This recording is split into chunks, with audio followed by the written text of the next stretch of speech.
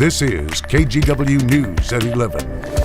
And we start tonight with a look outside, nearing the end of a day with a few showers, a few sun breaks, some fog and gray skies, but really nothing terrible for holiday travel. Good evening, and thanks for joining us. I'm Tim Gordon. Ashley Grams is in the Weather Center with a look ahead now. And Ashley, any big changes coming? We are going to see a few changes, but today we're going to call it Christmas Eve, right? We're 1 hour away right now, fairly quiet. We are looking at a little bit of fog that's been popping up across the Willamette Valley, impacting some visibility for us. You can see about 4 miles in Chehalis, less than 10 here around Scappoose, and then less than a mile in Portland. And even further south in the Willamette Valley, you can see we're looking at 5 miles of visibility in Eugene. We've been dealing with this fog for the past week or so. It's going to continue to pop up this weekend. Right now, Pioneer Square looking as beautiful as ever, just fairly cold, 36 degrees right now, and a little bit of wind that we're talking about. Most places across Oregon right now struggling to get out of the 30s today, and that cold weather going to continue tomorrow into Christmas Eve. We are going to see just a little bit of light rain pickup. That's going to hit the coast early on, going to make its way into the metro area in the afternoon. We're also going to see just a little bit of light Cascade snow, and there's going to be some freezing rain in the Hood River Cascade Locks area. We'll talk more about that and what you can expect on Christmas Day coming up. Tim? All right, Ashley, thanks a lot. We'll see you then. Well, first responders from around our area took part in a comprehensive training exercise this week. The Washington County Sheriff's Office hosted its annual active threat response training at Sherwood High School. Art Edwards takes us inside this critical exercise. We're training patrol officers in the Washington County area to respond to an active threat incident that could happen at a school or any community event where there's a large group of people. Sherwood High School served as the host of the training this year. It's been going on for more than 25 years. The training included role players, nearly 24 instructors, and over 160 participants from law enforcement and medical personnel. The goal is to make this as realistic as possible. Several 911 calls from infants.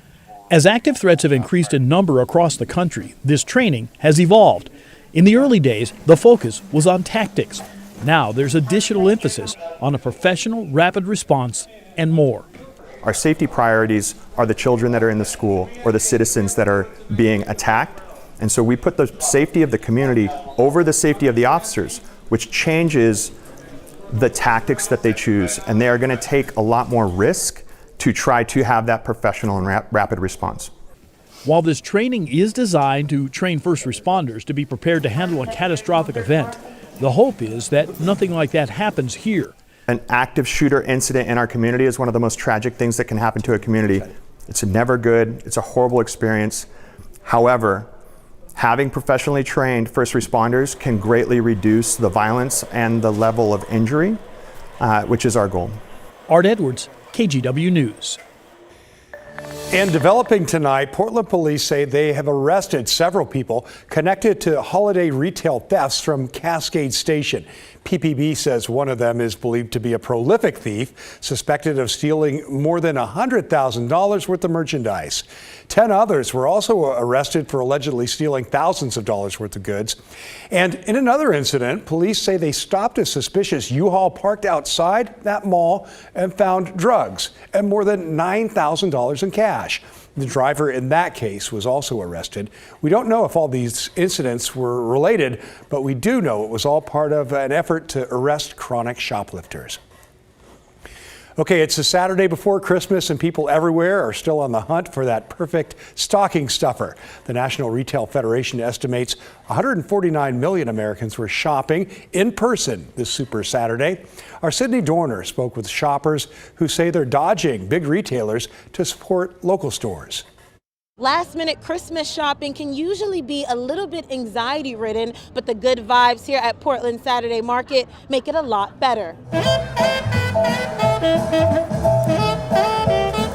Today is the last day of Portland Saturday Market before it shuts down until March. Laura Waite has made visiting the market the Saturday before Christmas a yearly tradition. It's a Portland tradition and I love it. And we are here for the Festival of the Last Minute. That's what they used to call it. She says she stopped shopping at big retailers years ago in favor of local shops. She says it's important. Oh my gosh, is there anything more important? It's so important to shop local and to support your local businesses and your local artisans. There's nothing more important. Shoppers also love how personal a gift can be when it's from a local artist. I always know it's here, and it's a great place to find unique gifts and local art. The downtown market isn't the only place bustling. Neighborhood small business owners are also feeling the holiday love. Yeah, I think it was a little quieter over the summer than usual, maybe one of the quieter summers, but it's really picked up starting around November. It's been wild ever since. We've had this shop in particular here on Hawthorne Boulevard next door to Powell's has just gone crazy. John Savin says he has the grandkids taken care of, but still needs stocking stuffers for his wife. Like so many others we talked with, he is also taking the extra effort to shop local. We need to develop the economy, and small shops are a great way of doing it. Sydney Dorner, KGW News. Well, here are two words you've likely never heard together in the same sentence. Snot palace. Yes, that is correct. Researchers at the University of Oregon are studying tiny tadpole-like creatures called larvaceans, only about the size of a grain of rice, that live everywhere in the ocean. And these animals, with the mucus bubble of their snot palace surrounding them, use their tails to move and filter water and food particles to their bodies. As it turns out, these are highly effective pumps, and a new study found the unique design of that biological pump could provide inspiration for new kinds of human-made pumps for things like wastewater treatment or in the medical field. Here's marine biologist and associate professor Kelly Sutherland. And there are limits to our ingenuity or just the ideas that we can come up with about how to solve design problems. And sometimes when we look to organisms, when we look to the natural world, we can discover things that we just wouldn't have even thought of. And so in this particular case, perhaps there's an application to improve pumps. Well, she says while the topic isn't one that we really think about all that much, their findings could lead to more energy efficient pumps that don't wear out as quickly. Fascinating. Well, a local nonprofit that's matched kids with mentors for the past 2 decades is shutting down.